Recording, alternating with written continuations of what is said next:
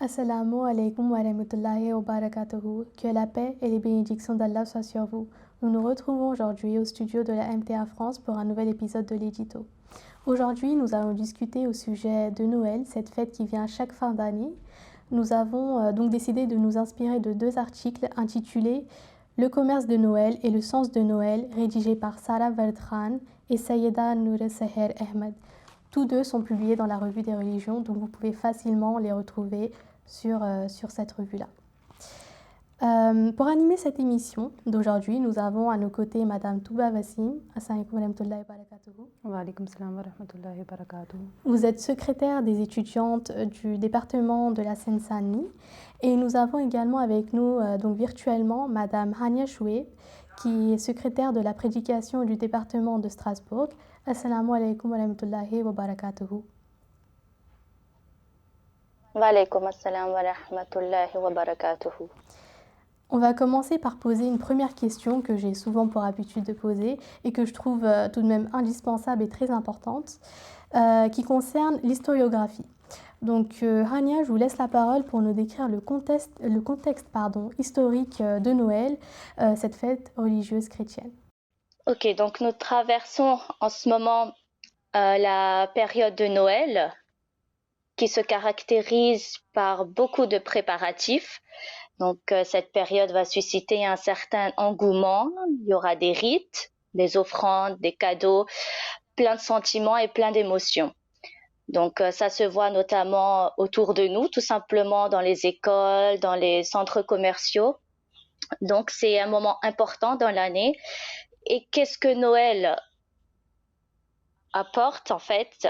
C'est plein de joie pour en fait les familles chrétiennes, parce que Noël est considéré comme une fête religieuse chrétienne et qui en fait va marquer la naissance de Jésus-Christ.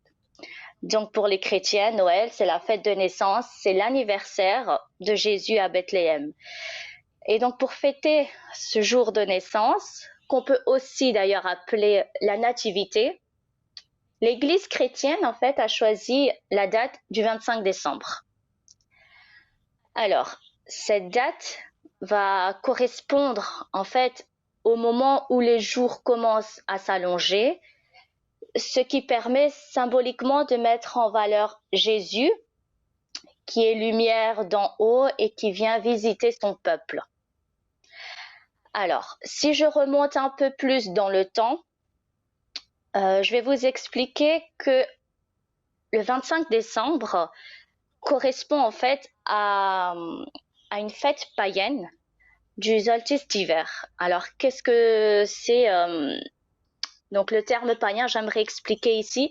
Les païens, en fait, c'est les peuples polythéistes qui, avant l'arrivée de toute religion monothéiste, voilà, avec plusieurs divinités auxquelles ils faisaient des offrandes, et donc ils n'ont pas vraiment de religion, d'ailleurs.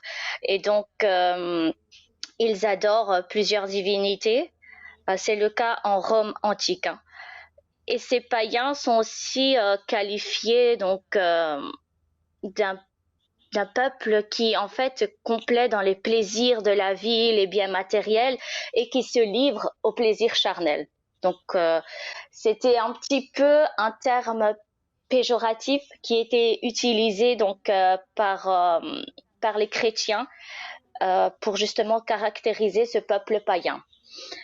Et en fait, la fête de Noël prend son origine des rites et des traditions païennes.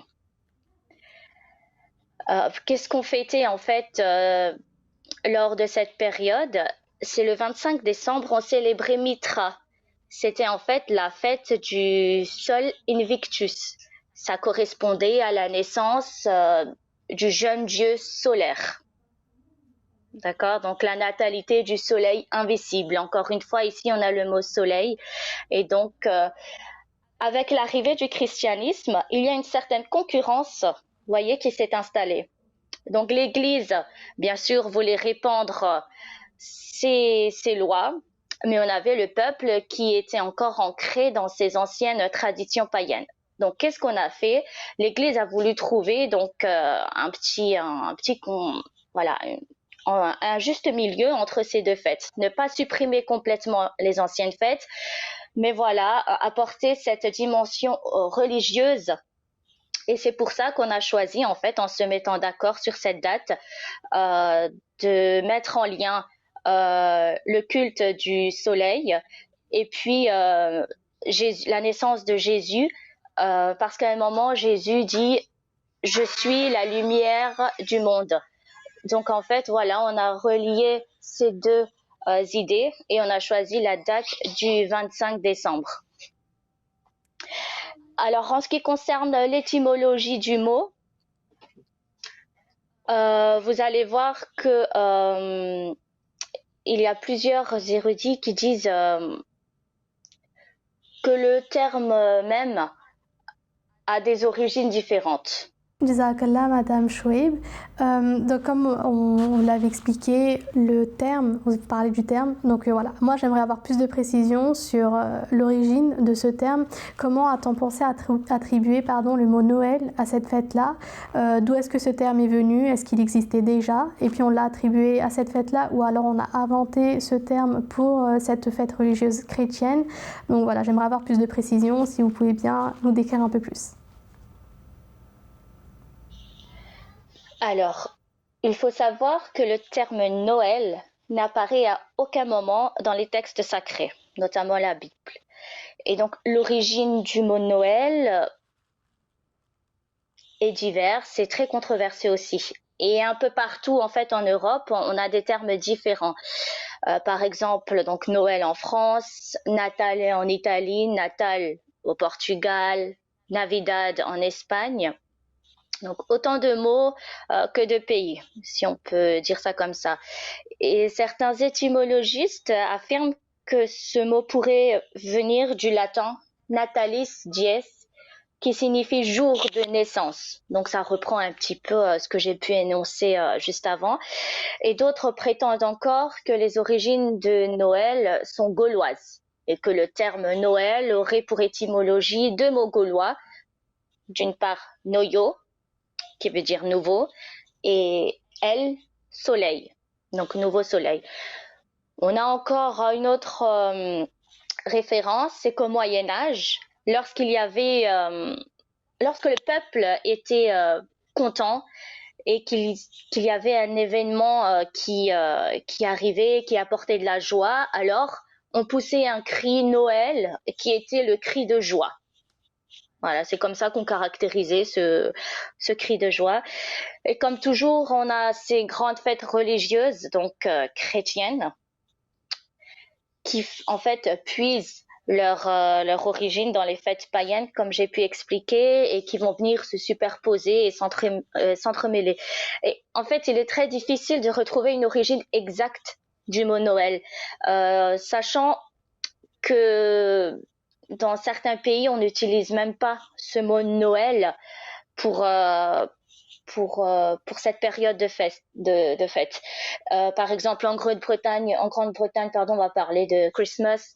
En Allemagne, on va parler de Weihnacht. Donc, voilà, l'origine, elle est un peu floue, mais voilà, on va dire que c'est un petit mélange de tous ces rites et de tous ces cultes païens.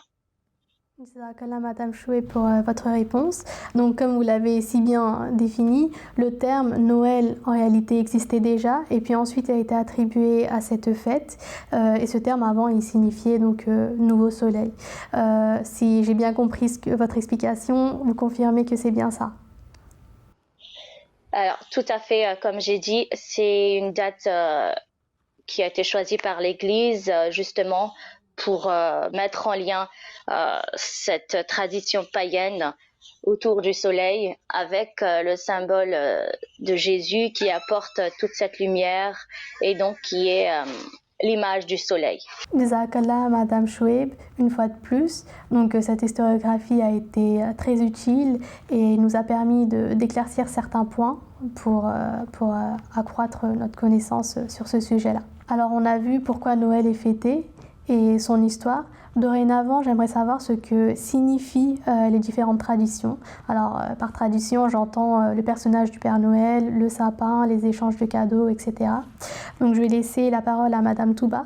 Si vous voulez bien nous expliquer d'où est-ce que ces origines de ces différentes traditions viennent. Oui, tout à fait. Donc, comme Rania l'a si bien expliqué, il existe de nombreuses fêtes aussi importantes les unes que les autres. Et parmi elles, il y a Noël qui est célébré le 25 décembre. Donc, c'est un événement qui est célébré par de millions de personnes à travers le monde et qui se traduit tout simplement par un repas de famille, par l'ouverture des cadeaux ainsi que la décoration du sapin de Noël.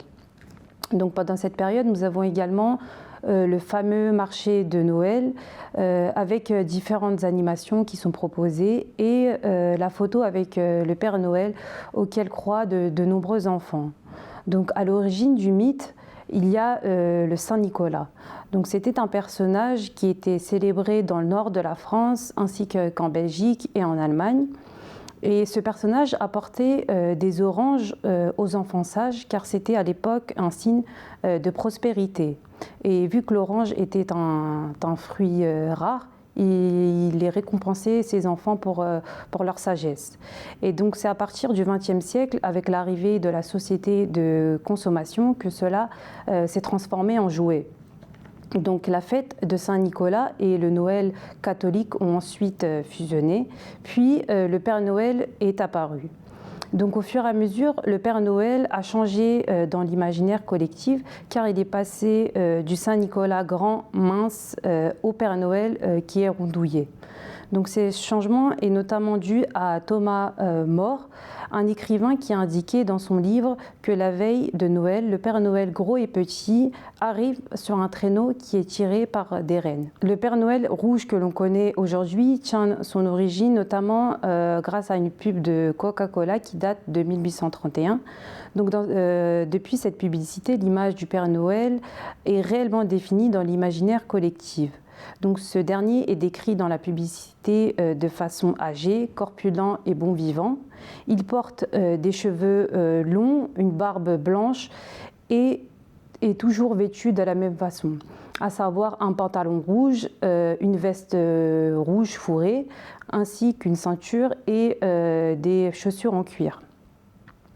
Donc il adore aussi qu'on lui laisse des cookies près du sapin, lors des distributions de cadeaux, car cela permet de reprendre des forces. Donc son traîneau est tiré par des rennes, presque aussi connues que lui d'ailleurs. Jazakallah, Madame Wassim, pour votre réponse.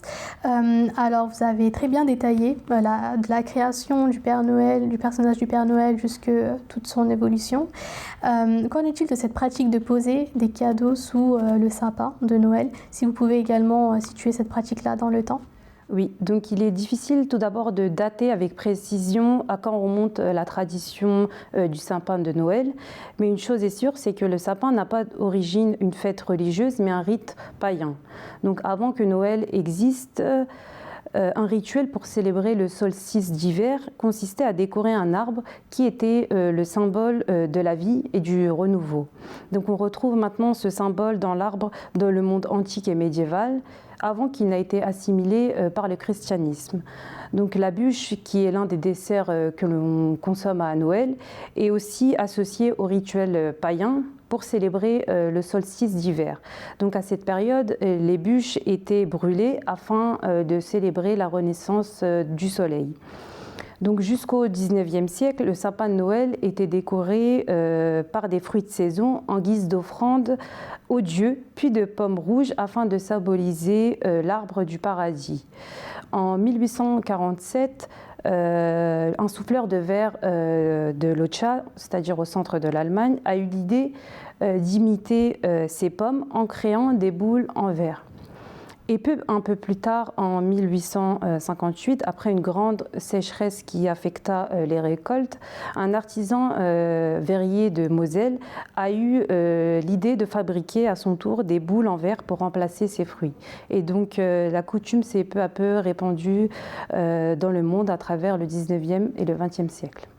Jazakallah, Madame Bessim, pour votre réponse. Alors, vous avez partiellement répondu à la question que j'allais poser prochainement à Madame Chouaib, mais tant mieux, comme ça fait une très belle transition. Et donc voilà, Madame Chouaib, je reviens vers vous. On sait plus ou moins comment les chrétiens fêtent Noël, surtout vivant dans un monde occidental. On voit très bien qu'ils décorent leur maison, qu'ils fêtent Noël en famille, qu'ils s'offrent des cadeaux. Donc voilà, moi ce que je voulais savoir, c'est que, comme Touba nous a expliqué d'où est-ce que la pratique du sapin de Noël tient à son origine. Si vous pouvez expliquer comment la fête de Noël se déroule pour les chrétiens. Alors, la période de Noël, comme on l'a très bien expliqué, est illustrée par plusieurs symboles, donc sapin. Et donc concrètement, comment est-ce que les familles chrétiennes fêtent Noël? Tout simplement, nous avons tout le mois de décembre, des fois même novembre, pendant lequel on va commencer à mettre en place les décorations. Comme on l'a très bien expliqué, on va décorer l'intérieur des maisons, on va mettre en place un calendrier de l'Avent, derrière lequel va se cacher un chocolat. On va également mettre un sapin dans la maison, même dans les écoles, dans les centres commerciaux. On va accrocher des guirlandes, des boules, tout ça voilà qui se fait par de nouveaux moyens. À l'époque, c'était les fruits, les boules viennent remplacer les fruits, comme ça a très bien été expliqué. Les bougies qui sont remplacées par les guirlandes électriques. Et donc, voilà, ça marque le début des préparatifs donc, de la fête de Noël. Voilà, donc on a une grande période consacrée à la décoration. Ensuite, on a certaines familles qui font une crèche. Cette crèche sera placée près du sapin et traditionnellement, elles étaient aussi présentes dans les églises, mais dans les années qui suivent la Révolution française, les crèches sont parfois interdites. Alors, selon les régions aussi, on a des préparatifs qui divergent. Et en Provence, par exemple, dans le sud-est de la France, on a des petites figurines colorées en argile, des petits saints, voilà, en provençal, qui font leur apparition pour recréer, voilà, une crèche dans l'espace privé des foyers. Et après, la décoration de Noël va varier selon les régions et surtout le lieu. Ensuite, on a surtout la messe qui marque en fait vraiment le symbole religieux de cette fête. Et c'est à partir donc du Moyen Âge, sans qu'on connaisse précisément l'origine en fait de cette pratique de la messe, c'est une célébration nocturne, donc dans la nuit du 24 au 25 décembre, donc la messe de minuit. Et tout d'abord, elle est pratiquée par le pape, ensuite elle est popularisée à Rome, et comme j'ai dit, elle va prendre le nom de messe de minuit. Et symboliquement, c'est la célébration de Dieu qui fait homme, qui commence ainsi à la première seconde du jour de Noël, donc qui illustre en fait aussi la victoire du jour sur la nuit, de la vie sur la mort. Comme on a expliqué, c'est l'avènement de la lumière, c'est-à-dire du jour, qui caractérise la vie et donc la fin de la mort, des ténèbres. Voilà, c'est un petit peu ça la signification de la messe qui a eu lieu à minuit. Alors, de nos jours, cette messe de minuit, c'est devenu la tradition qui est en fait en danger. Même si elle est demeurée un rituel dans la célébration de Noël, sa pratique, elle s'est beaucoup assouplie, vous voyez, parce qu'aujourd'hui, la messe de minuit en paroisse n'en a souvent plus que le nom, et en fait, on avance les heures, voilà, par arrangement. On va l'avancer jusqu'à 18h par exemple, et on va même la raccourcir, l'écourter, en fait, pour s'adapter au rythme familial. Vous voyez, c'est en fait une pratique moderne de Noël. Et donc, au lieu de la faire à minuit, parce que c'est considéré comme très tard, on va s'arranger, on va la faire à 18h, parce que ça va arranger tout le monde.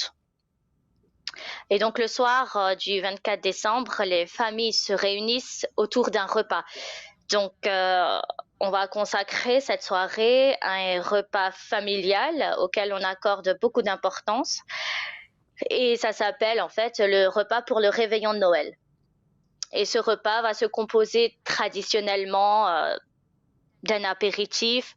Après, avec une entrée, on a souvent des huîtres, du foie gras, des escargots, du saumon. On a un plat principal qui est souvent la dinde, accompagné de marrons. Voilà, et après, le dessert le plus populaire sur les tables, c'est la bûche. Voilà, et après, à minuit, tous les membres de la famille se souhaitent joyeux Noël et s'échangent des cadeaux. Voilà, on termine avec les cadeaux. Jazakallah, Madame Chouaib. Ce phénomène en fait de souhaiter joyeux Noël à minuit fait un peu repenser justement au même moment, disons, du jour de l'an. Jazakallah. Alors, si vous pouvez nous détailler un peu l'historiographie de ces pratiques religieuses. Je suis désolée, je vous embête une fois de plus avec l'historiographie, mais je trouve que c'est très important, comme je l'ai mentionné précédemment. Donc voilà, si vous pouvez nous donner l'historiographie de ces pratiques religieuses que vous venez tout juste de mentionner, s'il vous plaît. Alors bien sûr, l'origine est toujours aussi importante pour bien comprendre finalement comment on agit. Et en fait, le repas n'a pas toujours été le même. Alors aujourd'hui, on assiste en fait à vraiment une modernisation entre guillemets, mais il faut noter que pour célébrer la venue du Christ, en fait, la période qui précédait Noël était marquée par une période de jours maigres. En fait, on mangeait très peu de viande. Et la veille de Noël, avant de se rendre à la messe de minuit, il était normal de ne pas manger. Et lourd, on mangeait un petit peu de pain, un petit bouillon de poisson ou de légumes avec un verre d'eau. Et ce n'est juste qu'au retour de l'église, le repas gras était alors de mise pour faire suite au long office de la nuit et la route faite pour revenir de l'église. Et donc, c'était le repas gras que l'on appelait également le réveillon. Alors aujourd'hui, voilà, pour s'adapter un petit peu, on va dire, au monde moderne, on a bien sûr tous ces changements qui sont arrivés. Après, si on s'intéresse à la tradition des cadeaux, en fait, elle est assez récente, oui et non. Parce que si on remonte à l'origine dans les cultes païens, donc dans les traditions païennes, on a toujours ce peuple qui offrait à leur dieu, voilà, des offrandes. Ça pouvait être sous différentes formes. Donc l'idée en fait d'offrande était toujours présente. Et en fait, quand on parle de cadeaux vraiment tel qu'on l'imagine aujourd'hui, ce n'est qu'à la fin du 19e siècle en fait que le terme cadeau de Noël entre dans les mœurs.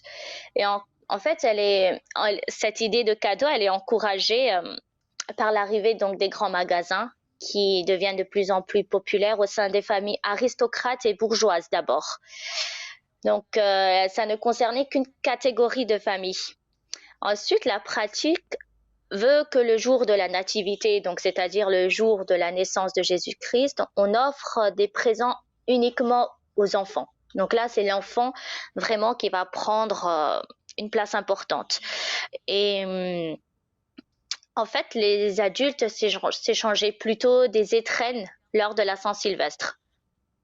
Voilà, donc ça c'est un petit peu l'origine des cadeaux. Et puis après, la pratique de s'offrir des étrennes entre adultes remonte à l'Antiquité déjà. C'était une période à laquelle les Romains célébraient, voilà, comme je vous ai dit, le solstice d'hiver et ça existait déjà. Donc l'idée d'offrande. Et donc ce n'est que peu à peu, petit à petit, que l'enfant va prendre une place importante et finalement ça sera la personne à laquelle on va vraiment offrir un cadeau. Je ferai l'impasse de tous les finalement relations intergénérationnelles donc que la fête de Noël peut engendrer au niveau des cadeaux. Si je parle toujours un petit peu de l'histoire au niveau du repas, là quand on parle de la bûche, La bûche, elle va puiser ses origines aussi dans un rituel païen, tout simplement, qui vient du nord de l'Europe, comme on l'a bien précisé depuis le début. On brûlait un tronc d'arbre, en fait, pour célébrer le solstice d'hiver, et en guise d'offrande aux dieux. Et cette coutume, elle est encore une fois reprise au Moyen-Âge pour Noël. Et après, avec la disparition des grandes cheminées au 19e siècle, on va remplacer petit à petit la bûche en bois par un gâteau roulé qui prend en fait l'image d'un dessert aujourd'hui. Jazakallah, Madame Choué, pour toutes ces précisions, ces détails. Dans votre discours, on voit clairement qu'il y a un aspect commercial qui s'y découle. Donc moi, ça me fait penser aussi au phénomène similaire à celui d'Halloween. Et donc voilà, pour cette prochaine question-là, je vais m'adresser à vous, Madame Wassim. Parce que finalement, on voit vraiment une similitude entre ces deux fêtes religieuses chrétiennes. Oui, tout à fait. On fait face au jeu du commerce, tout comme dans Halloween. Donc en effet, dès lors que les fêtes de fin d'année approchent, les commerces et les grandes surfaces jouent un rôle prépondéral dans cela. Ils se mettent en avant dans la façon dont ils s'y décorent. Donc bien évidemment, une fête sans amis, sans préparation, sans décoration et sans un repas n'est pas une fête. Donc les commerçants ont bien compris cette chose-là et du coup, ils jouent avec cette tendance pour augmenter leurs biens. Donc en France, les fêtes, quelle que soit leur origine, qu'elles soient religieuses ou civiles, elles rythment le calendrier des Français et les moments de pause que s'octroient les ménages. Donc il est forcé de constater qu'elles ont une influence indéniable sur notre économie et notre façon de dépenser. Donc les fêtes telles que Noël, Pâques, la fête des mères, la fête des pères, Halloween, et la liste est loin d'être exhaustive, sont d'autant d'occasions que boostent notre envie sur la façon de consommer, et de faire plaisir et de se faire plaisir par la même occasion. Donc derrière ces bonnes intentions, les tentations sont très fortes pour dépenser davantage et les commerçants ont bien compris ce jeu-là et jouent à travers leurs produits qu'ils proposent. Donc on voit par exemple dans les publicités, à l'approche de Noël, il y a souvent des publicités sur les derniers items électroniques par exemple, et cela nous permet de nous sensibiliser tout au long de l'année pour pouvoir acheter pour les fêtes de fin d'année. Donc maintenant, je vais vous donner quelques données chiffrées que l'on constate durant ces dernières années. Donc après une croissance des ventes en ligne record en 2020 dans le contexte de la pandémie du Covid, la hausse devrait reprendre en 2021. Donc à travers le monde, les consommateurs sont de plus en plus nombreux à acheter en ligne ces cadeaux de Noël. Oui, c'est vrai que les achats en ligne étaient beaucoup plus promus que d'aller sur place, surtout pendant le premier confinement. On a très bien vu comment c'était profitable de commander en ligne plutôt que d'aller sur place, sachant qu'il y avait des magasins non essentiels qui étaient fermés. Oui, tout à fait. Donc ces achats en ligne ont permis d'évaluer le taux de dépenses pendant cette période de Noël. Donc selon les prédictions de Salesforce, pour Noël 2021, plus de 1,2 billion de dollars devraient être dépensés au niveau mondial, soit une hausse de 7% par rapport à 2020. Donc j'ai une autre donnée chiffrée que je pourrais vous donner. Donc selon une étude sur le budget des Français pour les cadeaux de Noël, les familles prévoient de dépenser en moyenne 131 € pour leurs enfants. Et pour 7 parents sur 10, il s'agit d'un budget stable. Donc d'ailleurs, Noël est la période d'achat qui enregistre en moyenne chaque année une hausse de 46% de chiffre d'affaires dans le e-commerce par rapport aux périodes de l'année, ainsi qu'un panier supérieur d'environ de 3%. Jazakallah, Madame Wassim, pour tous ces chiffres impressionnants. Et donc voilà, c'est avec ces chiffres impressionnants qu'on va se quitter aujourd'hui. On va faire une deuxième partie parce qu'on a d'autres questions à poser à nos deux intervenantes. Je vous dis donc à très bientôt pour la deuxième partie de cette émission. Jazakallah. Assalamu alaikum wa rahmatullahi wa barakatuhu.